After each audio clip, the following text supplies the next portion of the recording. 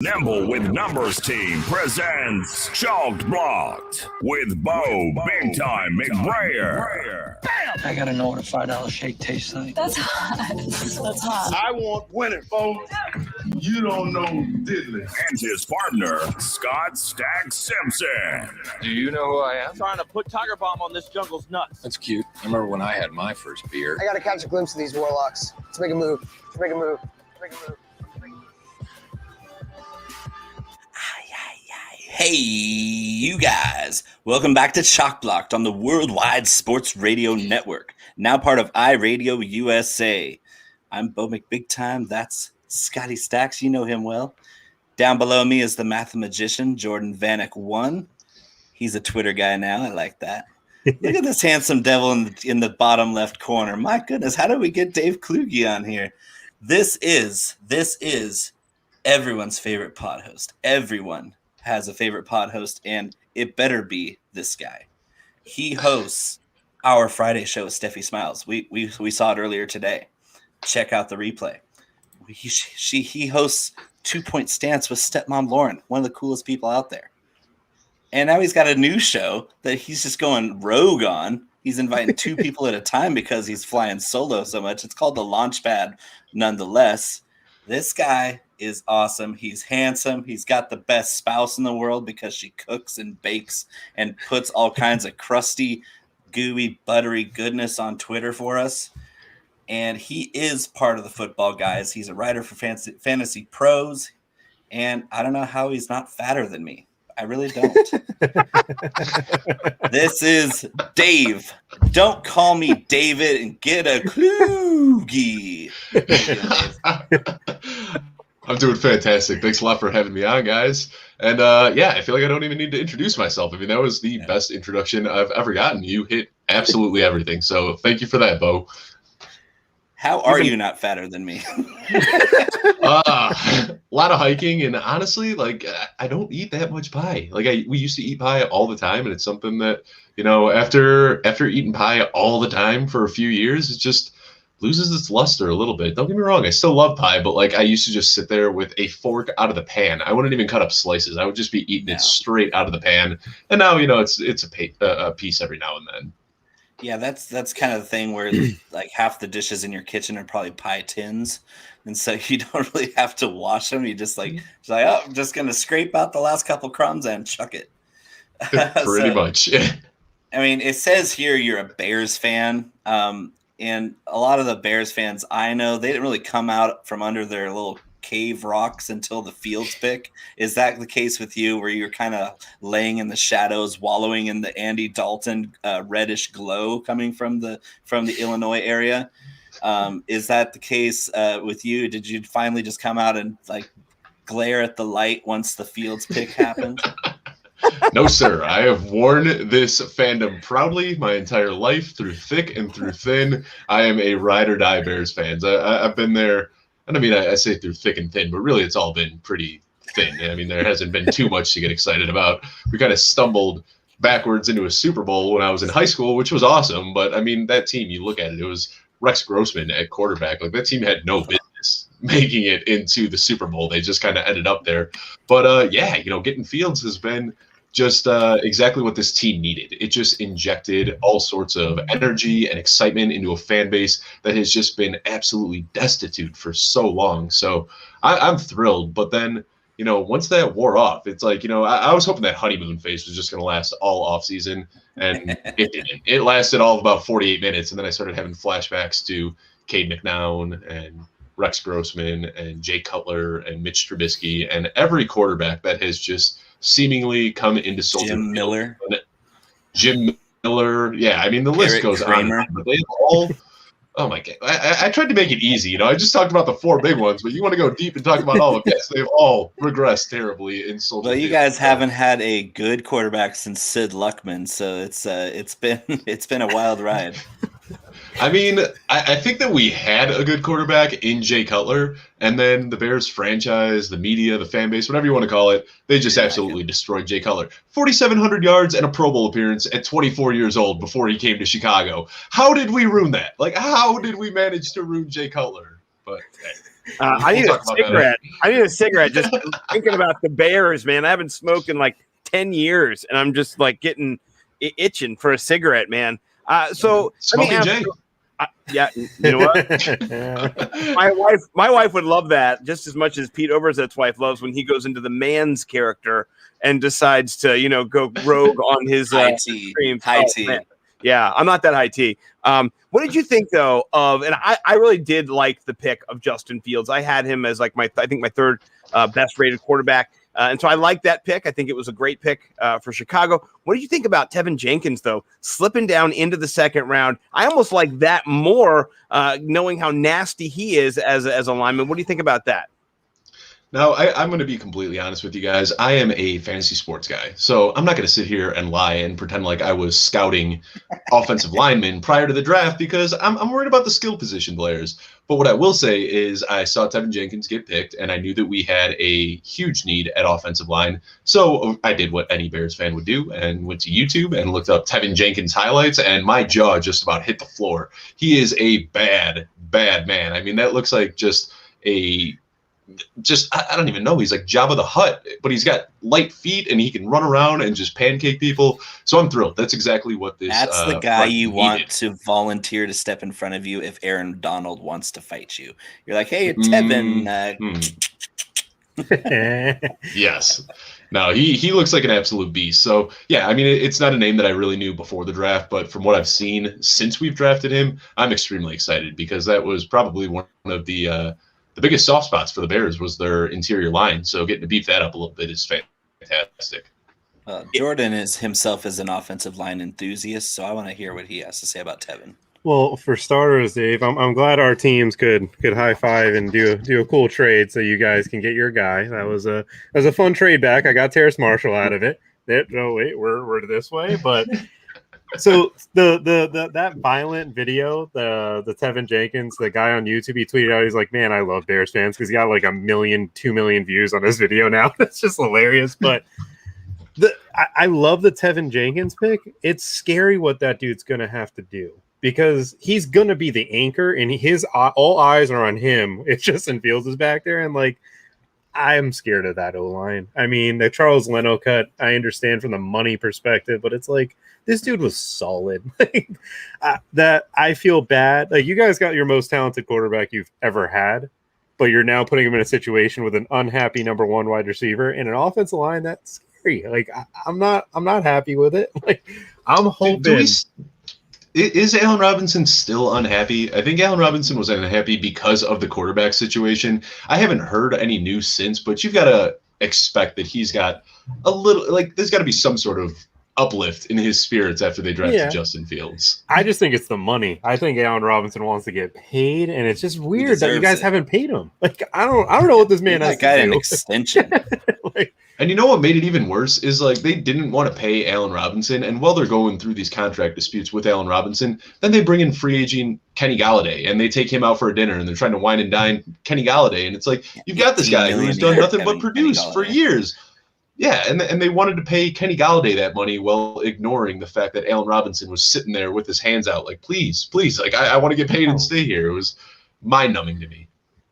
Yeah, ridiculous. I mean, and Bo and I even lambasted. I wrote Ryan Pace up in a little GM monologue. He wrote Gettleman, and so that was fun. Yeah, it was fun. We got in the mind. Overall, I gotta say I was impressed with Ryan Pace and what he did in some of those moves he made. Honestly, I thought he was on the hot seat in Chicago. Some of the things that he'd been doing lately, they weren't great, particularly in the last draft the last couple of drafts that they've had. So I love seeing just upgrades when I've been critical. I can be wrong. I think that was a really good 1-2 punch to start the draft off for the Bears. And so I want to see fantasy purposes what it's going to do. So we're not trying to put any projections out here, but we can go around the table, maybe start with Bo. Where do we see Justin Fields this year? Where do we see his abilities kind of being used by the Bears? Well, hopefully the coaching staff notices that he's a lot more dynamic than Andy Dalton. He's more talented than Andy Dalton. He's a stronger arm, more accurate arm. He's more mobile. He has more pocket presence. He's smarter as a passer than Andy Dalton ever has been. And he hasn't even played a single professional snap yet, and he's already better in every single category as a quarterback than Andy Dalton. So you can't throw out a tweet that he's QB1 and then draft a guy who's markedly better in every single facet of the game and not start the guy. If they start Dalton for more than 3 or 4 games, there's going to be burning buildings, burning cars, like people in the streets are going to be unhappy, and all those clever draft picks, like the first good draft, like you said, the Bears have had in years, and the people are going to get antsy. You're going to have a lot of pressure on the front office to move him along faster. And if they do put Justin Fields on the field at Soldier Field, he's going to put up gigantic numbers because, I mean, look at the defenses in that division. Look at the schedule they kind of opened up last year. It's not going to be too dissimilar. They don't get the AFC South again, but it's not going to be a tough schedule either this year. So give me all the Justin Fields. I think he'll still be the rookie QB2 this season behind Trevor Lawrence. I love it. Yeah. I love it. But let's go to Jordan because I want to save the final word from Mr. Chicago himself. So, Jordan, what do you think? So I think Ryan Pace definitely just saved his job, and it's one of those big moves for him. The thing is like everybody gives credit to the Tampa Bay GM, but this is the same guy that drafted Roberto Aguayo in the 3rd round or 2nd round. I'm not sure which round exactly. like I know that Ryan Pace did the Trubisky trade, and it's absolutely awful. But now we're going to see whether or not Matt Nagy is a good OC because he's got a quarterback who can make all the throws in every part of the field. And I may not be the biggest fan of him, but now he's got the ability to do what he wants to do with an offense. He's got a quarterback that's smart. I'm hoping Fields gets brought in at the right time, whether that's week 1 or week 5 or 6. Doesn't matter to me. I don't want him to be thrown into the fire because there's absolutely no reason. Like, this team just wants a quarterback that's dynamic. They just want fun. They want to have a good time because they know they're not winning a Super Bowl next year. They're just trying to see if they're going in the right direction. No, I mean, I like it. So, I want you to, Jordan, I want you to ask Dave how many games Matt Nagy has actually called plays in his entire coaching career. Dave, how many times has Matt Nagy called plays? My guess, I think it's probably between 38 and 40 would be my guess. I know he's coached 48 games for the Bears now, and he took off the second half of last season, but I believe he called plays for the first 2 years and the first half of last year. So it's got to be around 30. Or I'm sorry, around 40. Do you know? Right. I thought it was less than that. No, I know that Bill Lazor took over last year. Yeah, Bill Lazor took over midway through the year last year. The first time that he took over was that Monday night game against the Vikings, and that was arguably the worst called game of the season. And then Bill Lazor kind of, the next week he stepped it up a little bit and started implementing more run-heavy approach, which worked for the Bears, and they started winning some games. I don't know. I feel like Matt Nagy and Ryan Pace both get a very unfair shake, if I'm being honest. There are 2 terrible draft picks that Ryan Pace has made. And everyone talks about Mitch Trubisky being the worst, but I personally think that Kevin White at 7th overall was even a worse pick than Mitch Trubisky. We at least got 4 starting years out of Mitch Trubisky, went to the playoffs twice with him. It wasn't great, but he was good enough to win some games and go 28-20, but that Kevin White one was just absolutely terrible. But when you look at what he's done in the late rounds, he's found a lot of really good talent late in the drafts, and he's made some aggressive moves in free agency to fulfill needs that we have. So really, I don't think that Ryan Pace really deserves to be on the hot seat. I feel like when you're in Chicago, in one of these huge markets, you're just, everything that you do is under a microscope, and then you have a huge rampant fan base that is just very impatient, and they just want to win right now. And that's not how it works in the NFL. It takes time to build a team, and I think that Ryan Pace is doing the right thing. And then for Matt Nagy, I know, he's another guy that just gets ragged on all the time, and he's made some bad plays or some bad decisions as well. But it's not that I think he's a bad coach overall. I think when it comes down to clock management and play calling, he's made some head-scratching moves. But I do like his offense, and you would see it a lot over the last few years where players would be wide open, but Mitch Trubisky would try to force the ball to somebody that he should have been looking at, or Darnell Mooney would blow the top off the defense, be wide open, and then couldn't get hit. So I think that if we have a quarterback that can hit those throws, I think all of a sudden Matt Nagy is going to start looking like a very formidable coach. I feel like Mitch Trubisky is what was holding him back from being the quote-unquote offensive mastermind that he claims to be. Yeah, and the guy missing Mooney all year was Nick Foles. Like, it was ugly. Like, you'd see Mooney would be open by like 5 yards, nobody around him, and Nick Foles would miss him by 8 yards. Well, you know what? Yeah, and I don't know if Andy Dalton would have done any better. I love that tweet. I love that so tweet. I had to pull this tweet up. Dave, this was like one of the best all-time tweets in fantasy football history that I saw. And as soon as I saw it, I was just like, oh, my gosh, I love it. For those who are listening and not watching, it is, Woody's character from Toy Story getting painted over with the brush. Andy's name is being painted off of the bottom of his shoe. It is perfect. Andy Dalton out. What did you think about Andy Dalton kind of coming in and then all of a sudden being a backup in a mentor role? Well, it didn't shock me at all. I actually tweeted right before the draft. I said, hey, everybody is saying that Andy Dalton's going to be the week 1 starter, but I wouldn't be so sure about that because just 4 years ago in 2017, the Bears went out and they gave Mike Glennon a 3-year, $45 million contract, and everyone said, oh, cool, Mike Glennon, he's going to be the quarterback for the Bears for the next 3 years. And then a month later, they traded up in the draft and drafted Mitch Trubisky. Fast forward 4 years, they go out and they give Andy Dalton a contract, and everyone says, cool, Andy Dalton's our quarterback. Draft night comes, trade up, draft a quarterback. So, I mean, the writing was on the wall. Like, anybody that's been a Bears fan should have expected this to happen. It's exactly what they did in 2017. So, personally, I don't want them to see the same mistake that they did in 2017, though, which is roll out the veteran quarterback and then give in to the fan and the media pressure if you get off to a slow start. I feel like they need to have a very sound plan for what they're going to do.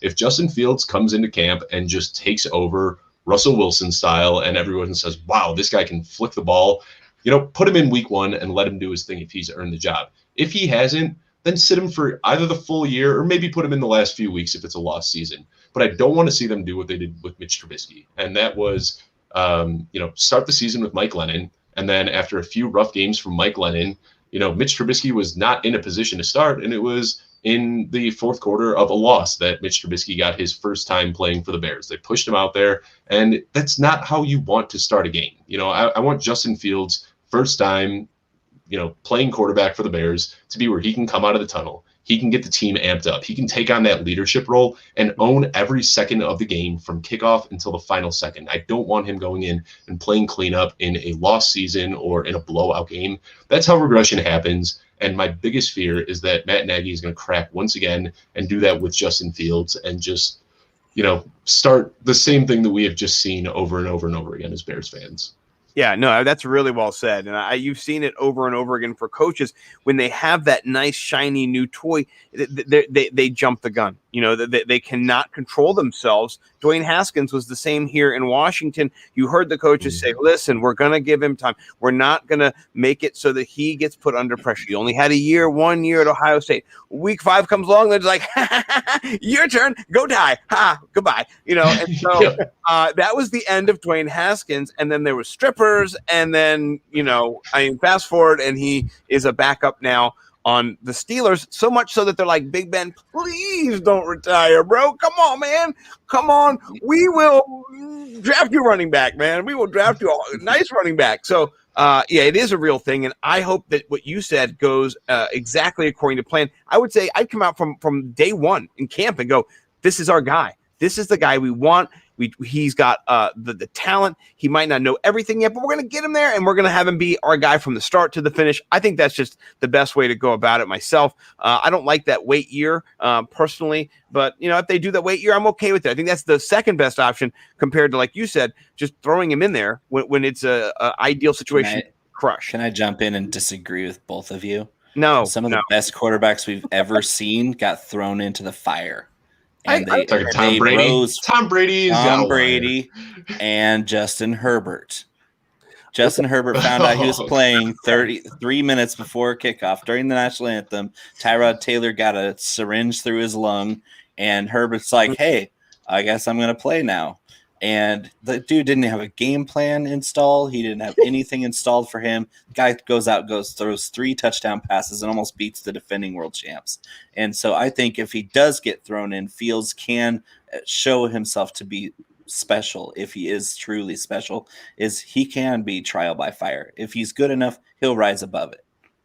I've heard that from a lot of people. Like my friends that are Ohio State fans and know Justin Fields a lot better than I am. That's what they've said, that he has that character, that work ethic, and that chip on his shoulder, that he will be able to just take over and turn the franchise around, a la, Deshaun Watson in the Houston Texans. So, Tony Romo came in the same way. Tony Romo came in the same way, and that's one of the highest QBRs in NFL history.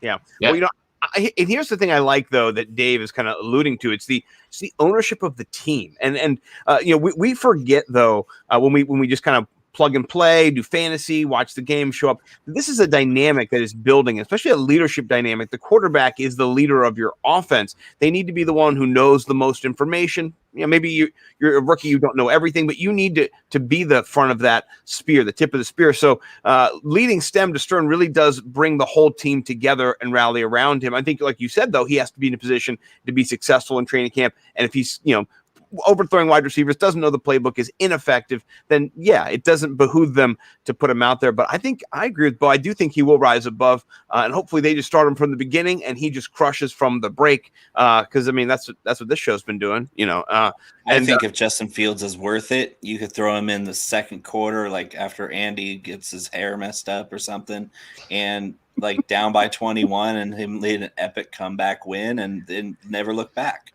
If he's truly that good, then throw him in any situation. It doesn't matter. It shouldn't matter. You're getting me excited. Getting me really excited, Bo. I feel like football.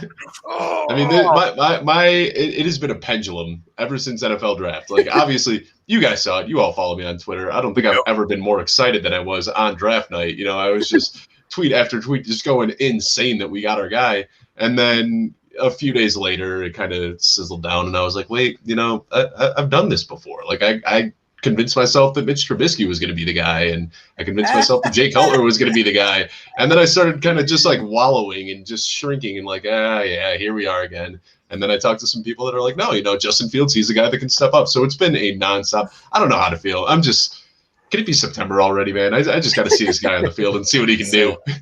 You know what you are known for, Dave, is I watched a lot of your shows. I mean, we've been interacted a lot on Twitter. I watched a lot of your shows. I'm sure you've watched at least one or two of my shows. But one thing I've noticed about you is that you pay attention, you take notes, and you know how to sleuth things out about the people that come on your shows. Like, I don't know how you dig up some of the little factoids. Like, it's like unmined data. You're like finding blockchain. Is he Sean Evans? Is he the Sean Evans of the fantasy world? He Sean might Evans? be better than Sean Evans. Whoa! Like, we're talking Sherlock Holmes of fantasy football circle. He's he'll read your face and tell you what your favorite color is, basically. So have you done any research and sleuthing to anybody on this show to prepare? I have not. You guys are all pretty good friends of mine. I feel like I know you somewhat well already. Like, I've talked to all of you guys a lot, and I know you personally. And that's why when I go into these shows, a lot of the times when I'm having guests on, they're people that I have no interaction with, no history with it ever. And I creep. I really do. And thank you for saying Sean Evans, because I absolutely love Hot Ones, and I feel like I get a lot of my flair and style from watching. I love it. I think Sean Evans is awesome. Bo, big time, bad Bo. Love Sean Evans. I love Sean Evans, but Hot Ones is so overrated. I mean, I'm a hot sauce guy. How can I be a person of that industry and not look at it from a different angle, a different lens? I'm looking through a different lens where I've tried a lot of those hot sauces, and I know mine is better. So what am I going to do? They're going to hype it up. They're going to charge $25 for a bottle of hot sauce just from hype, and it's inferior. Okay, so here's the thing. I'm going to say I agree with that. Yeah. Go ahead, Seth. Sorry. Oh, no, I'm just going to say, but this is the key. Bo's is better than all of those, right? But what's so cool about Sean Evans is that he does what you said Dave does, is he deep dives into the people that he interviews. He gets to know them. He gets to care about them, and he makes a real good connection and a bond and builds relationships. So I think in that sense, I would say that's how, Dave kind of reminds me of Sean in that. But I would say also the wings need a lot of work. I remember I watched an old episode recently, and this is from like season 1 or 2, and the guest was eating them. Like, these are terrible. These are the worst things I've ever had. and then Sean was like, actually, these are probably the best we've ever made.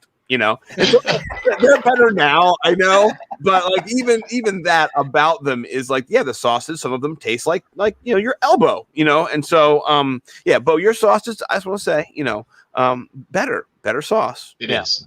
I've actually gotten some of the sauces from Hot Ones, and none of them come close to what you got. You know, the stuff that you make is unbelievable. But to go back really quickly, so you know, Sean Evans, obviously love him, and he does that where he pulls up these like random little factoids. And then another guy that I've watched a lot, I'm not sure if you're familiar with Nardwar. He is an interviewer that interviews rappers, and he just like digs really deep, and you see it all the time. And when he asks questions, and he'll pull out these little factoids, and you see that it instantly, the person that's getting interviewed becomes so engaged when they're like, wow, like that's something I haven't heard in a long time. And it's something that really just jumped out to me. And you'd see the same thing on Hot Ones with Sean Evans. So I said, I want to bring this to my show. And what I do on that, and it's not every show I do, but on the show that I do with on Fridays with Steph, we always have, you know, big guests on there. So yeah, you know, it usually starts with Google, and then it just kind of spider webs out from there. But I've done everything from we had Thor Nystrom on a while ago, and I found a journal entry that he had written that was publicized when he was a freshman in college that I was able to find, and we were able to talk about it on the show. And he's like, after the show, he's like, I've done hundreds of shows. You were the first person that ever found that and talked about it. And it's a really cool way for the guests to get engaged. And it's something that I take a lot of pride in. No, that's awesome. You should. Well, it's cool because, you know, Bo watches other people's shows, and then he like evaluates what is effective. He's like, I love that. That's a great thing. So, you know, we're watching and we're seeing all those amazing things, and we love it, man. And everybody does love Dave, by the way. I think Bo was right. Now I'm going to say it. We've been hedging it for a long time. I want to officially say it. This is the world's sexiest DFS show now. We've been saying for now. We've been saying for now. We've been prefacing it with this is the world's sexiest DFS show for now. But we're saying now it is the world's sexiest because Dave is on. It is official right now.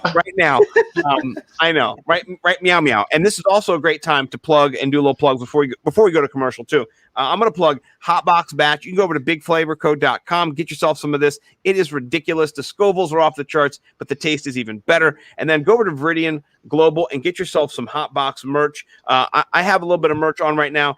You don't have to actually work out to wear the gear, folks.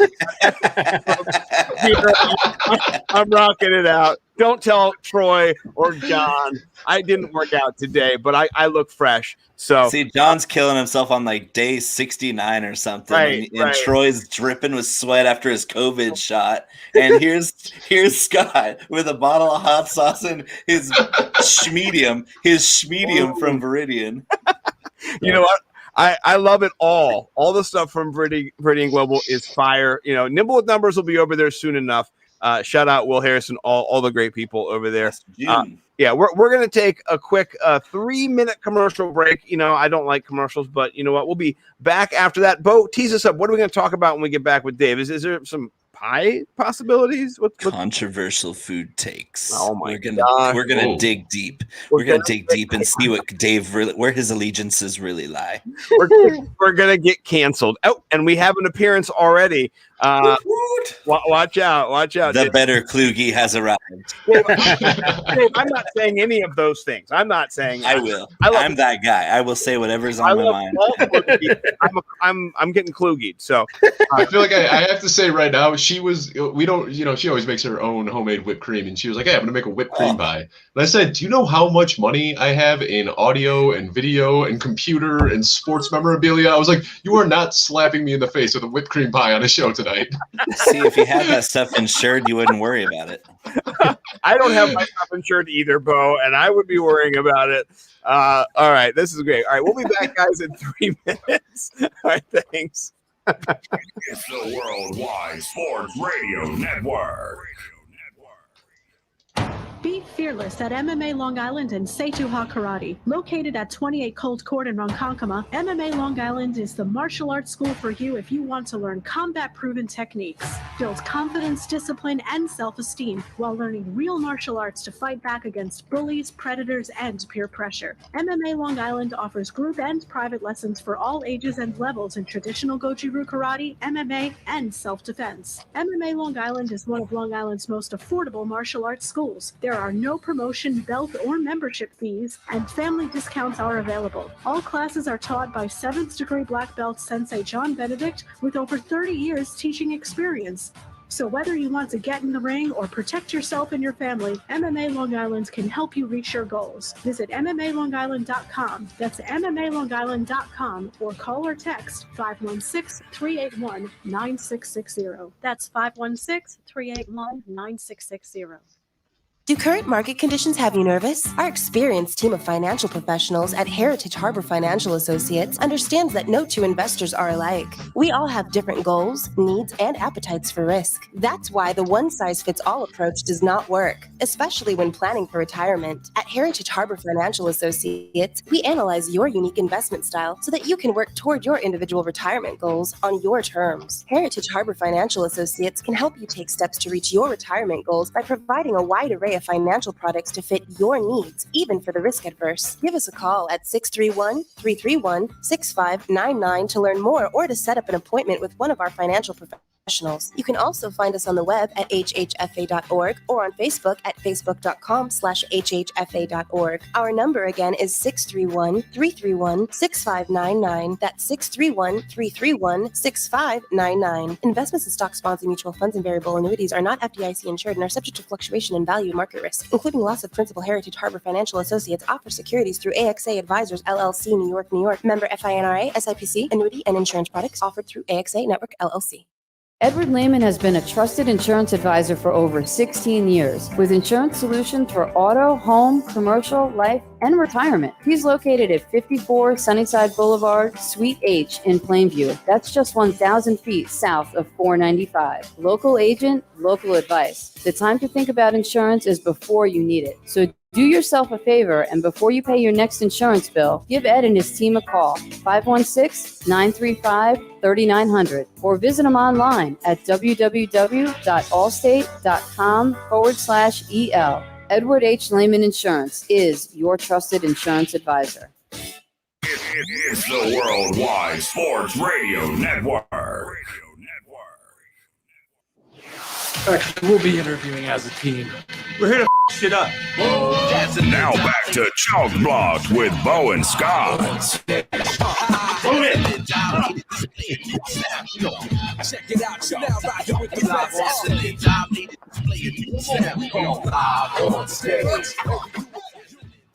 Welcome back to Chalk Blocked, the world's sexiest DFS show. Right meow. Right now. Yep, we got Scotty Stacks, the Math Magician. We are getting #Klugied all night tonight. I've been getting Klugied since this afternoon when I was watching the Friday show with Steffi Smalls. I mean, getting Klugied is actually a lot of fun. It's exhilarating. It's a rush. I'd probably do it every day of the week and twice on Sunday if I could afford it. But yeah, this show that's going off the rails right now is brought to you by BigTimeFlavorCode.com. That is home of the world's most deliciously intense hot sauce condiment. Anything you put on food, it's the most deliciously intense condiment on planet Earth. Hot Box Gourmet Hot Sauce. It's also home to It's Taco Sizzin'. That's Cluckin' Hot, which is a Nashville hot seasoning, and as well as Smoke Shack Barbecue Rub, which is good enough to eat with a spoon.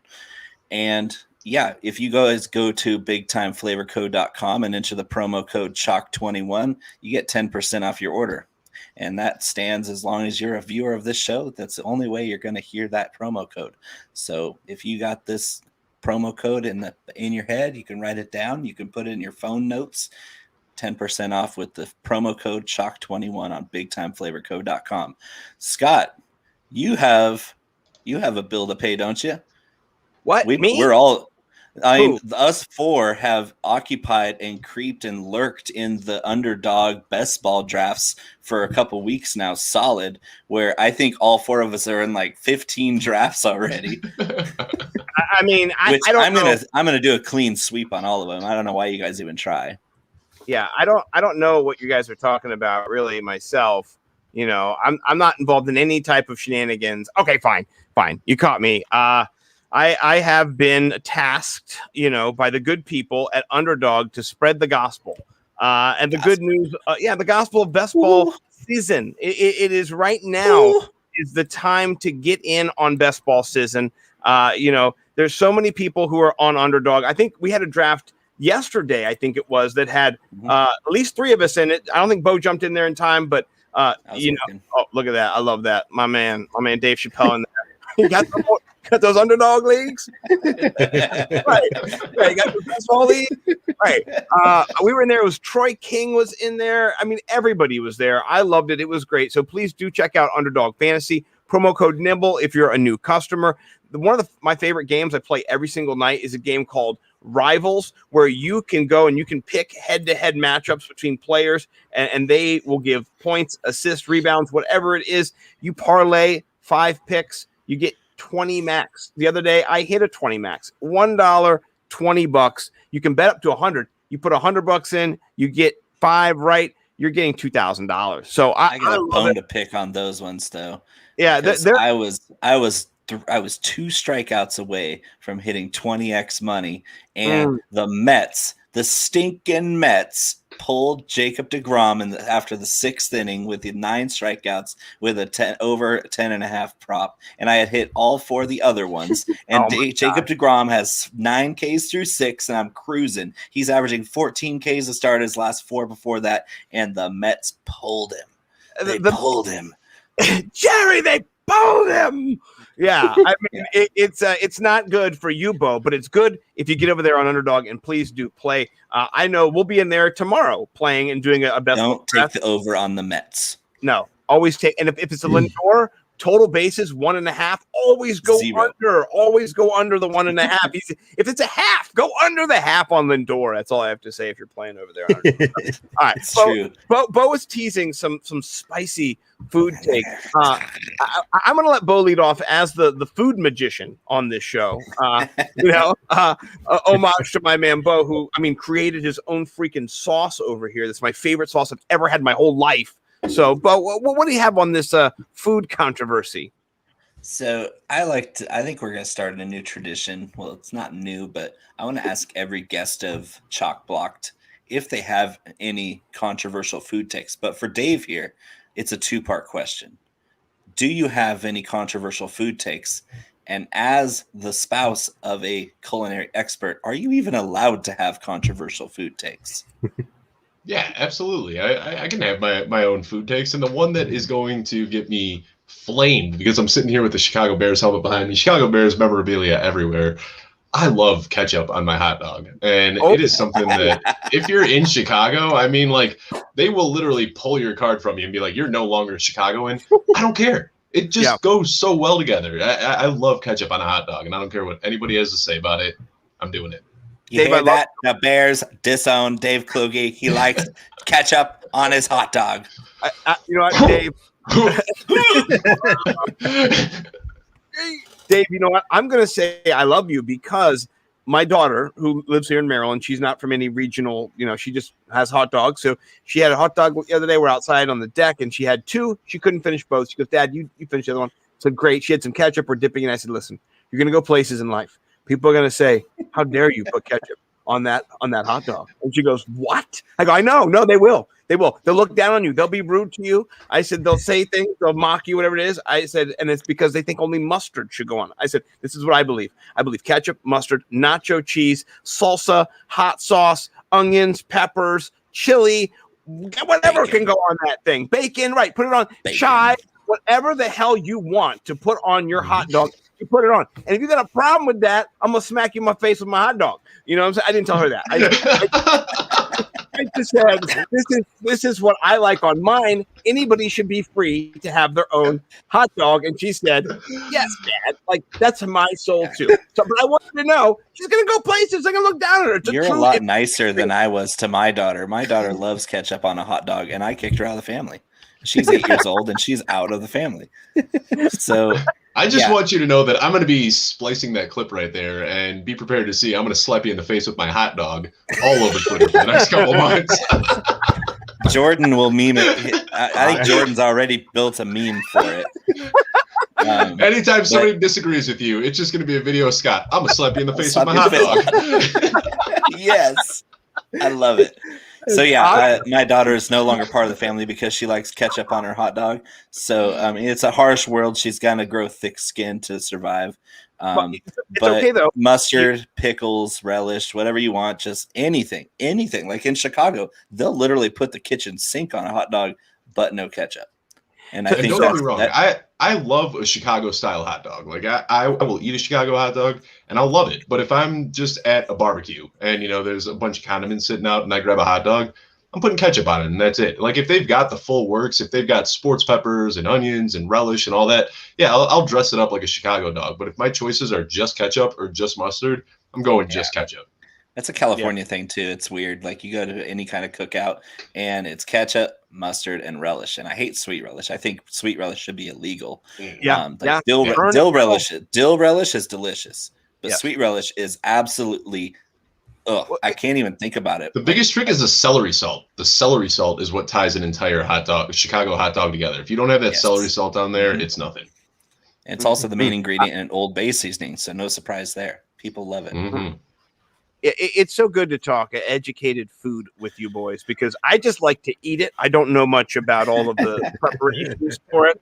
But I did tweet out, I think I tagged your wife in it, Dave. I said it is second best only to your wife's pies was my double layer nachos that I had before the show. I didn't even finish them. Some of them over here, but your wife's cooking. I showed my wife. So here's how you know it's cool. Is it when another guy goes, honey, wait, let me show you this. You're gonna love this. Why can't you do this? No. I said, this is on because this is on Twitter. Are you sure I want to see this? I see lots of stuff, and then afterwards I go, why did you show me that? And I go, no, this is baking, and this is incredible baking. I showed her all the work that your wife had done the other day, where she had shown what her day was like. And we were just so impressed because we had watched MasterChef Australia about 10 years ago. We got into appreciating culinary expertise. I watched your wife do the spinning wheel today. It was like therapy, man. It was cool. So just the crazy Susan. Before you get a pie in the eye, I do want to hear a little bit about the pie background and kind of, where that got started. And you're you talked about eating the pies, but how do you support your wife in her culinary expertise and how she does that stuff? So she's always been a phenomenal cook. Like that's, the way to a man's heart is through his stomach. And, the first time we ever hung out, like we were just grilling and cooking food. And I was like, wow, like she's an amazing cook. But the baking is something that came around pretty recently. Like when we first got together, she was amazing on the grill. And that's where she did a lot of her culinary stuff. But this was right before we moved out to Colorado. So it was fall of 2018.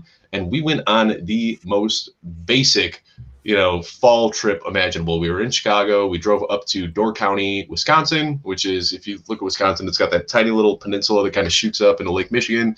So we went up there and it's known for apple picking. So, we put on our flannels and like I said, the most basic trip possible, walking around with bushels, pulling apples from trees. Pumpkin spice latte in your hand. Pretty much. You were wearing Ugg boots, weren't you? Dave was wearing Ugg boots, wasn't he? The furry ones, yeah. Tom Brady, I saw him in that advertisement and I just couldn't help myself. Went up there. I can see it now, clear as day. I can see it. But then we came home and we just had like 3 baskets of apples, and I don't like eating apples. So we're like, what do we do with all these apples? So she decided to whip up a pie and just looked up whatever basic recipes she found online, and we were like, wow, this is pretty good. And then apple pie turned into something else and into something else, and then it just kind of became this thing, and it's spun out of control. And now I'm eating pies. I've seen that movie. The one where they go apple picking and start a pie business? The apple pie turned into something else. Oh God. So, Jordan might not. And they lived happily ever after. Jordan, are you old enough to see that movie yet? I'm not sure what we're talking about, but I'm scared. All I know is this is made by our good friend Craig, and and I'm leaving it as my background for the rest of the show. I'm okay with it. I love Craig. I love Craig too. Craig. You made it a gift, and I can't. Oh, so great! I can't wait for Jordan's Ugg boots picture of Dave in the Uggs tomorrow. Oh, dude, don't worry. Oh my God! I got a few Ugg boots. Now, so let me ask you a question. So she went from being a great, just grill and cook and putting things together. to getting into baking. She's doing that professionally now, right? Is that where kind of so did she start her own company? Did she kind of just jump into something somebody else was doing? How did that go? So she's got both. She started her own company first, and she's going to be in the farmers markets out in Colorado this year, which is awesome. So we live right in downtown Fort Collins, so it's walking distance from us. Obviously, we'll be driving because there's going to be a lot of stuff, but it's just a few blocks away from us. They've got this great weekly farmers market, and she'll be there almost every single weekend. And then she also works for a gluten-free baker in the area who does a lot of fulfillment for Whole Foods and some other places in here. But that's a very small business, and she's been working there for a while as well. But yeah, it's been really cool to see it grow. We definitely one of the first big breaks for us was going back home to Chicago. We went back for Thanksgiving. We just put she had her website up for a while, and we were doing some deliveries and stuff out here. And even before the delivery in Chicago, COVID really actually kind of kicked this off for us a little bit because we were doing delivery, and when everything went to delivery, what we were doing was anytime somebody would purchase a pie, she'd match a pie and give it to a frontline worker. So whether it be a healthcare worker or a fireman, whatever it was. So, we were able to donate over 200 pies during that time, and she just absolutely crushed it there.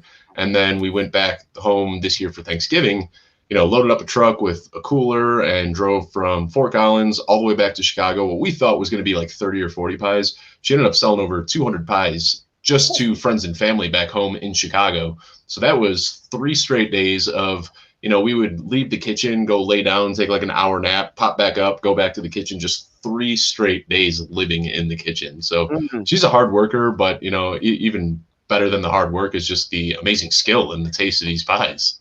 Yeah. You were coughing up flour for a week after that, I bet. Oh man, no joke. Yeah.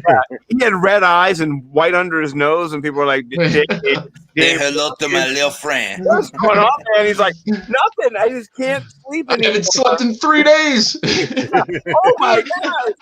No, well, I love hearing how you teamed up with your wife, collaborated, and helped her, just achieve. I mean, she's the skilled. You're the sous chef. That's how it all kind of works, Yeah, exactly. So grab that one, screen grab. Yeah, but you gotta just love, you there working with your wife. My wife will love this because I already showed her the pictures of your wife. All the amazing stuff that she made. And I told her you were coming on the show tonight. So Rose says hi to Emily and shout out my wife to your wife. So. Well, actually, I forgot. I should even rewind a little bit before that. Right before everything happened with COVID and the pandemic, that's actually when she got her big break, was selling to a restaurant. There was a restaurant that was buying her pies and selling them by the slice, and that happened for about 3 weeks before every restaurant suddenly shut down. And then that's when we kind of threw together the idea to start delivering to frontline workers and doing that. That's awesome. Yeah, no, and as my wife being a frontline worker, whenever she would get something like that from somebody, a meal or something special, it really meant a lot. Like it would just because at the end of the day, it's so hard. And so I love how you guys are looking out for the community and caring for folks. And I love her Scott Fish pie. Shout out Scott Fish Bowl. Like she is just like every day putting out fire stuff, and she's funny too, like she's putting out, like when she falls on the floor drunk, stuff like that. Like I love it. You know what I mean? Like those were my amazing photography skills, by the way. I wonder, that angle was just like somebody walking by and being like, is that person? Yeah, that person's on the ground. Yep. Like, okay. Pretty accurate. I recognize that pose from being a Chico State grad. I've seen a lot of that. It's usually not in the safety of your own house. It's usually on the sidewalk. But this was an Airbnb in Arizona. Yeah, it's pretty safe then. Yeah, the last restaurant, the last nice hotel we went to a wedding in Arkansas, and it was a beautiful hotel. And my wife's going to kill me for telling the story because she's never been drunk in her whole life. And she went to a wedding and had the time of her life and just lived it up. And it was the best. She loved it, And at the end of the night, she was just like, I don't love it anymore. Oh my God, I don't love it all anymore.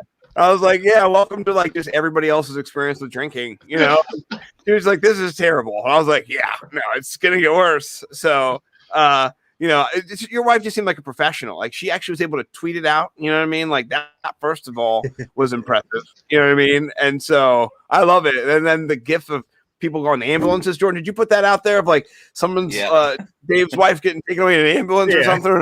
Yeah. She was retweeting that out there. I was like, oh man, you gotta love this, man. You know, I did the one where it's like a Dave right after snapping the picture. Come on, do something.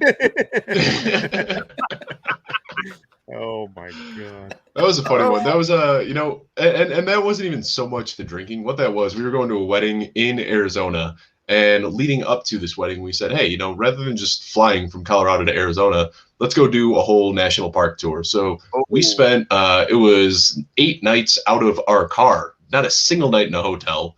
No showers, just absolutely disgusting. And we did, Black Canyon to the Gunnison. We hit everything in Utah, Arches, Zion, Bryce Canyon. Then we went down to Sedona, the Grand Canyon. So we did an 8-night trip. And then we showed up that morning in Arizona, checked into the Airbnb, showered for the first time in almost a week, and then immediately went to this wedding. And it hit us both like a Mack truck as soon as we started having a couple drinks. Yeah, so she's in the chat saying that it was completely the booze. It's like that. It might have been the booze too. It might have been the booze too. Yeah, there you go.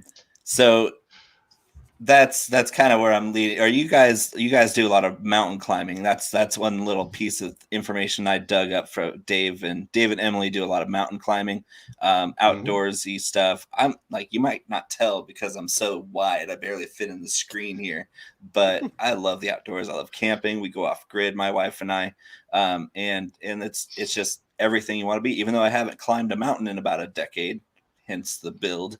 Are you guys the camel pack and trekking poles type of couple where you're up there just all obnoxious in your name brand, like your gargoyle sunglasses and Patagonia, everything? I think it depends on the trip that we're doing, but yeah, I definitely like a camelback just for the ease of, the atmosphere out here. It's thin, you get dehydrated quickly. So I've got a 3-liter camelback and that's usually gone by the time I get back to the car, just pounding that thing. As for the trekking poles, no, that's not something that I do all the time. But when we're doing long trips, our honeymoon, we did almost a full month of climbing. Like we were gone for, I think it was 14 nights. Then we came back home, and that was supposed to be the end of our honeymoon. We spent 2 nights at home and just got the itch. We're like, what are we doing? Like, we don't have anything. Let's just go back out. So then we immediately hopped in the car and went back out for another week. During that time, I think we climbed 12 or 13 peaks. But when you're doing it every single day, where you're just waking up, packing everything in your bag and hiking, you almost need trekking poles. I mean, I'm no young spring chicken anymore. And when you're carrying around a 50-pound bag up and down mountains, it starts to hurt your knees a little bit. So you need those trekking poles. But if we're just going out for a quick day hike, we'll usually leave the trekking poles in the car. All right. I have to ask. Sorry, buddy. I'm going to cut you off. I have to ask, though, given that parameter of, your experience with all the wildlife and all things, what is the closest you guys have come to a bear, a mountain lion, a wolf, whatever it is, kind of in your ups and downs in the world? Yeah, I mean, we've had a lot of encounters. Luckily, nothing with a mountain lion, but there was a guy that was attacked by a mountain lion running on a trail that I run all the time. Like, 5 minutes from my house, some guy just recently was attacked by a mountain lion. But the craziest story I have was pretty recent. Emily and I, we've got this spot that we like. It's about a 45-minute drive, and then it's about a 2-hour hike up. And we like to get up there really early in the morning. It's not technically in Rocky Mountain National Park, but you kind of hike right up to the border of Rocky Mountain National Park. And there's just peaks and lakes and waterfalls all over. It's just stunning up there. And what we like to do is get up there really early, watch the sunrise come up. And there's a lot of moose that live up there that graze in this big alpine pasture. So we're walking up there, and the sun is just starting to come up. Like, it's, very, very early dawn. And we see what looks like a giant, I thought it was a Great Dane at first. I see this giant dog, is exactly what I thought it was, walk across the path. And we just kind of stopped, and then I looked and I was like, that's not a dog. And then a mama moose comes walking out. So we immediately just kind of back up. We realized that they were doing their thing, wanted to give them as much space as possible. So we go off trail about 100 feet, and we're just walking completely off trail in thick grass. And we come up on a sleeping bull moose. And we've got our dog with us at the time.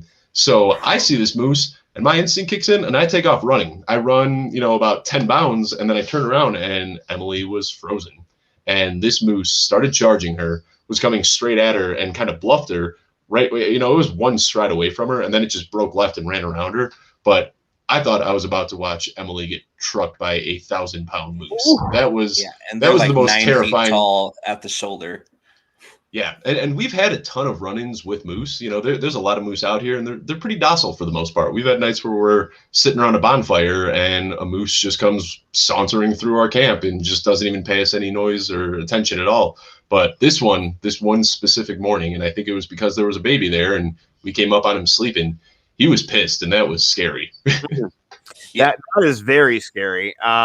Yeah, my encounter that I had was with a black bear, and it didn't want to have anything to do with us. And so we were on the elbow of a corner, and there was a couple in front of us. The black bear. We were in Glacier National Park, and it walked up, saw this Asian couple was there, and they start yelling, and we're like, "Oh, this is what is it?" Like we were excited. We run around, and it went behind us, and then I chased it because I had to get a picture, you know. And so that's the ideal. Not smart. That's the ideal. Listen. If it was October, I would not have chased the black bear. But in June, and there was a bunch of old people up on the path where he was going. He wasn't going for me. There was fresh meat where he was headed, or she, and it wanted to get away from people. But I did get a picture of it.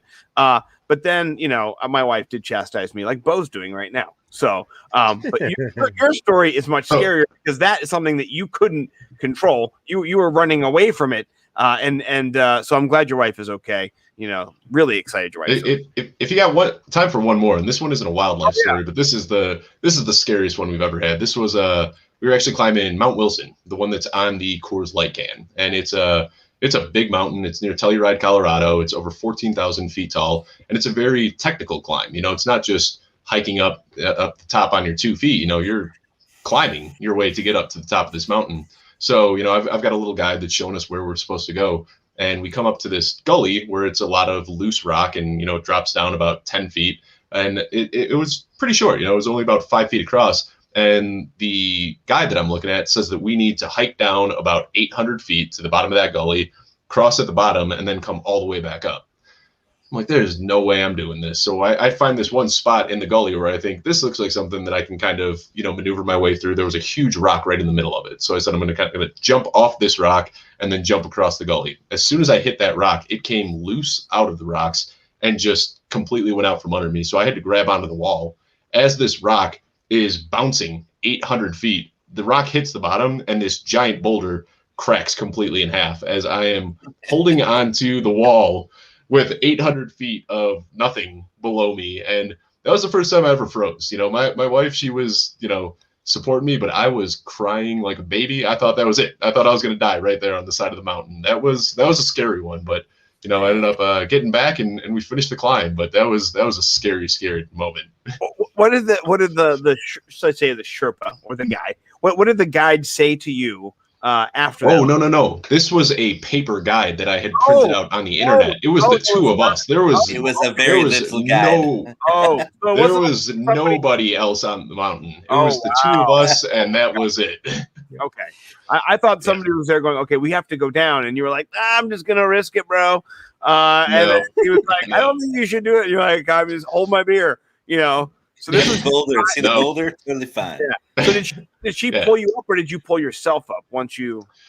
I was able to kind of get up, and then I found a little area that had flattened out a little bit, and I was able to get back across. But I mean, I was like laying on my belly, pretty much like crawling across. That was, you know, of all the encounters that we've had out in the wilderness, off the grid, that was by far the scariest. We were just the hike to get to that spot was about 7 hours away from the car. No cell phone service, just out in the middle of nowhere. That was a scary one. We took a couple days off after that. We're like, all right, no climbing. Let's just hang out. We'll sit around a fire. We'll drink some beer. We'll go climb a mountain in a couple days. But let's relax on this trip for a couple days. We deserve it. You totally do. Paper bag ready. Yeah, seriously. So before we go, because we're up against time, but we're almost done. We do have to ask you a question about fantasy football because, you know, that's important. That's kind of that's why Jordan's here, at least. You know, I mean, that's what the mathematician's here for, and to meme us with all his great memes and stuff. But you have been touting, as we say, as a tout, this zero wide receiver strategy. That's Dave's my guy. It's not as robust as zero running back where where they'll let you know, like, no, after round 7, it's after round. You got to go to round 7. So I know that you're not doing that. As the guy brainwashed by Denny Carter now. Listen. No, I'm not brainwashed by anybody. This is what happened to me. I make fun of Zero RB just to bother Denny. It's literally just a joke between me and Denny. No. You bought the T-shirt. I know. No, I didn't. So Will Harris from Viridian just sees me, and he just sees me going Zero RB on there all the time. Just hashtag Zero RB. I'll put a picket fence that's broken up. I'll be like, Zero RB moved in next door, and so he just he just associates me with it. So then he gave me a Zero RB strategy. And so then I don't know if you saw my funny video, but then I said I was going to go undercover as a Zero RB guy. And then I did some, Zero RB shtick. So, I want to hear from you, though. Double agent would say. I'm a double agent. Okay. I want to hear from you, though, about the zero wide receiver strategy or the kind of the avoidance of the early round wide receiver, and have you talk about what you see the value in that being. Yeah, absolutely. First of all, I'd like to point anyone that's listening to just check me out on Twitter. I've got it pinned on my tweet. Not only does it kind of talk about why I prefer to go this way, but it also gives some late round targets to look after, in those later rounds. But really, I mean, I don't think it's anything groundbreaking. We all watch football, and we know that the league is changing dramatically. It seemed like 10 years ago, every single team had a guy that was going to see the ball 250 times out of the backfield. Every team had a league back. And now over the last few years, what we're seeing are more and more teams starting to take this running back by committee approach. And not every team is doing it, but there are a handful of guys out there that are still going to be workhorses. And I feel like the advantage that you can get by locking in one of those guys just gives you a leg up on the competition. If you can just lock in 2 or 3 running backs that you can start in week and week out and you don't have to worry about.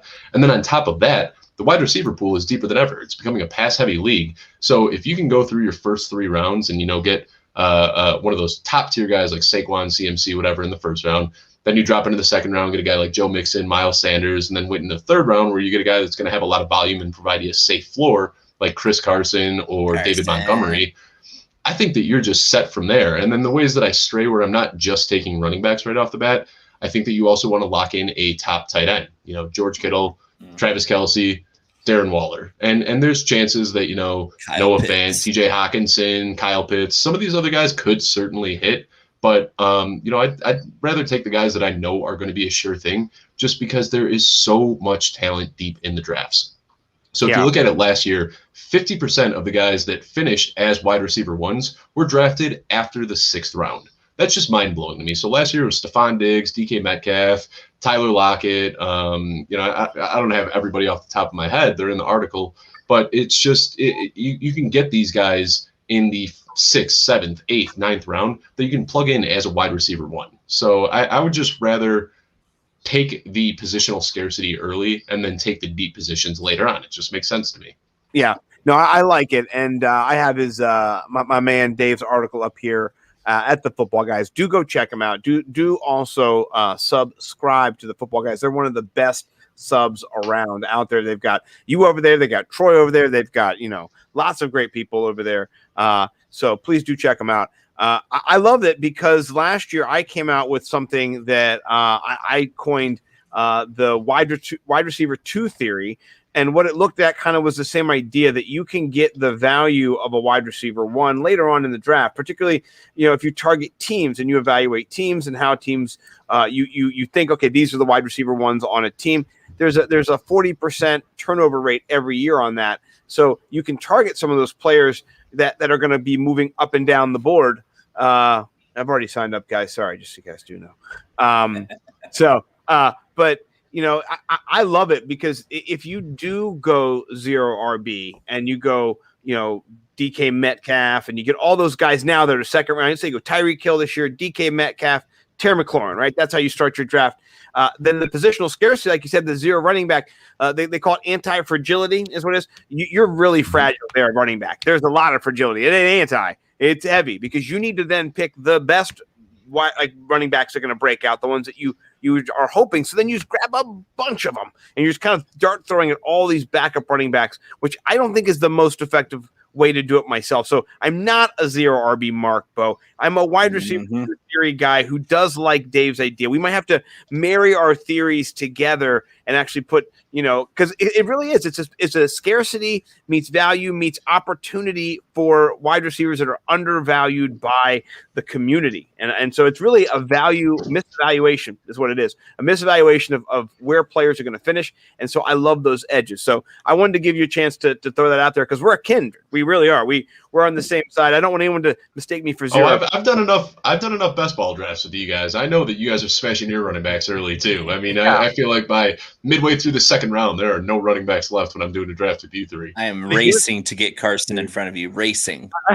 I am racing trying to get Lamar Jackson in front of this guy or AJ Brown. Me and Dave. There's anybody in redraft to definitely follow and start looking at his work.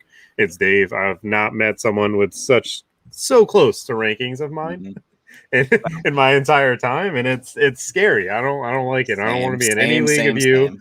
Underdog, keep us away from each other, please. Just put us at the end of the draft. We'll have some more. Anytime you and I are next to each other. And it's funny, I was just talking about this on another show that I was on, but like I feel like we're like the usual suspects. Like every time you hop in, it's us four, Jeff Bell. There's like all the same guys in there. And it's at the point now where I know Sam Wagman. I know your tendencies. I know your tendencies so well that I know who you're gonna pick before you even pick them. Like I'll see Jordan on the clock, and I'm like, I know exactly who Jordan's about to take, and then I can project rounds ahead of where we're actually at this point. Dude, Jordan, I know you too, brother. I'll see. I'm like, guess who he's going to pick come around the turn? Yep. They got them both. Got them both. I'm 100% accurate on predicting a Scott Snipe. Scott snipes me every chance he gets, and I know exactly when he's going to do it. I can look at the first round and see Bo is a spot ahead of me, and I go, well, that's it. I'm not getting Chris Carson. Nope. But who, as we go out on the underdog note, who's the favorite snipe that I always snipe you on? Because I think I have a guy that I do like to take from you, but who do you think it is? It's probably Tony Pollard. Oh man, I take him like just a half round too early before it gets back to you, and I get him earlier than everybody else too. Like when I'm in any kind of draft without you, I get Tony Pollard every time. But this fool knows how much I love Tony Pollard. He's in my freaking banner, for Christ's sake, and he just knows. He's like, Bo's going to try to get Tony Pollard around earlier than ADP, and I'm going to get him 2 rounds earlier. It's gonna work out. I know it will. So, we have to go, but I gotta say, Dave, you are awesome. You have made this the world's sexiest DFS show so thank you for joining us. Jordan, you are crushing it down there with the memes and the, man, he's just killing it. Bo, we'll talk, no, Bo's crushing it too. I have to say, I had to do that. I was just, thank you guys for joining us. Do go check Bo out over at BigTimeFlavorCode.com. I want you guys to make sure you buy his hot box. I want you to make sure you go buy Viridian Global merch. Go play on Underdog. Anything you want to plug, Dave? Anything you got going on that people can check out? Where can they find you as we get out of here? Yeah, just tell everyone to follow me on Twitter now. It's too hard. If I try talking about all the shows and articles I'm writing, it ends up being a 20-minute monologue. So just follow me on Twitter at Dave Kluge, Kluge. You'll find all my stuff there. I love it. Bo, last words, my friend. Go to BigTimeFlavorCode.com. Follow me on Twitter, Bo_McBigTime. And I'm going to be starting to write more articles, so check out my Twitter for some exemplary vocabulary that will make you confused that you know about my wife was really confused. Yeah, she was confused. Yeah, it doesn't relate to everybody. It's okay. I love it. It gets me excited. It reminds me of reading Joseph Heller. So, you know what I mean? It's just it's how it goes, a little dystopian. I have a floral vocabulary. You do, yeah. I do appreciate that.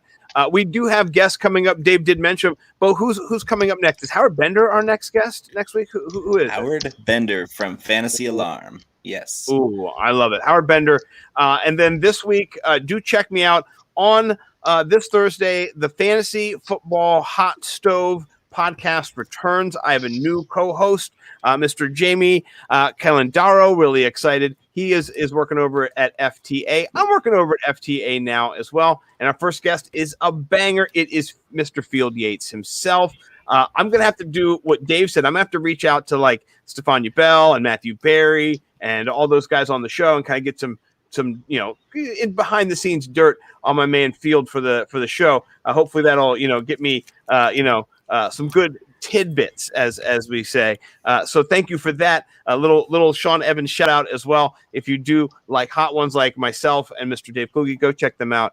And their wings are not as good as Bo's sauce. So just tell Sean Evans that. Let him know Bo's sauce needs to be on the show. I think that's it. Dig deeper, Sean. Dig deeper. You'll find what you're looking for, Sean. Oh, you will. All right, guys. We'll see you guys next week with Howard Bender, 11 o'clock on the Worldwide Sports Radio Network. Peace. See ya. Sports Radio Network. Be fearless at MMA Long Island and Setuha Karate. Located at 28 Colt Court in Ronkonkoma, MMA Long Island is the martial arts school for you if you want to learn combat-proven techniques, build confidence, discipline, and self-esteem while learning real martial arts to fight back against bullies, predators, and peer pressure. MMA Long Island offers group and private lessons for all ages and levels in traditional Goju-Ryu karate, MMA, and self-defense. MMA Long Island is one of Long Island's most affordable martial arts schools. There are no promotion, belt, or membership fees, and family discounts are available. All classes are taught by 7th degree black belt Sensei John Benedict with over 30 years teaching experience. So whether you want to get in the ring or protect yourself and your family, MMA Long Island can help you reach your goals. Visit MMALongIsland.com. That's MMALongIsland.com or call or text 516-381-9660. That's 516-381-9660. Do current market conditions have you nervous? Our experienced team of financial professionals at Heritage Harbor Financial Associates understands that no two investors are alike. We all have different goals, needs, and appetites for risk. That's why the one-size-fits-all approach does not work, especially when planning for retirement. At Heritage Harbor Financial Associates, we analyze your unique investment style so that you can work toward your individual retirement goals on your terms. Heritage Harbor Financial Associates can help you take steps to reach your retirement goals by providing a wide array of financial products to fit your needs, even for the risk adverse. Give us a call at 631-331-6599 to learn more or to set up an appointment with one of our financial professionals. You can also find us on the web at hhfa.org or on Facebook at facebook.com/hhfa.org. Our number again is 631-331-6599. That's 631-331-6599. Investments in stock, bonds, and mutual funds and variable annuities are not FDIC insured and are subject to fluctuation in value and market risk, including loss of principal. Heritage Harbor Financial Associates offers securities through AXA Advisors LLC, New York, New York. Member FINRA, SIPC. Annuity and insurance products offered through AXA Network LLC. Edward Lehman has been a trusted insurance advisor for over 16 years with insurance solutions for auto, home, commercial, life, and retirement. He's located at 54 Sunnyside Boulevard, Suite H in Plainview. That's just 1,000 feet south of 495. Local agent, local advice. The time to think about insurance is before you need it. So do yourself a favor and before you pay your next insurance bill, give Ed and his team a call, 516-935-3900, or visit him online at www.allstate.com/EL. Edward H. Lehman Insurance is your trusted insurance advisor. It is the Worldwide Sports Radio Network.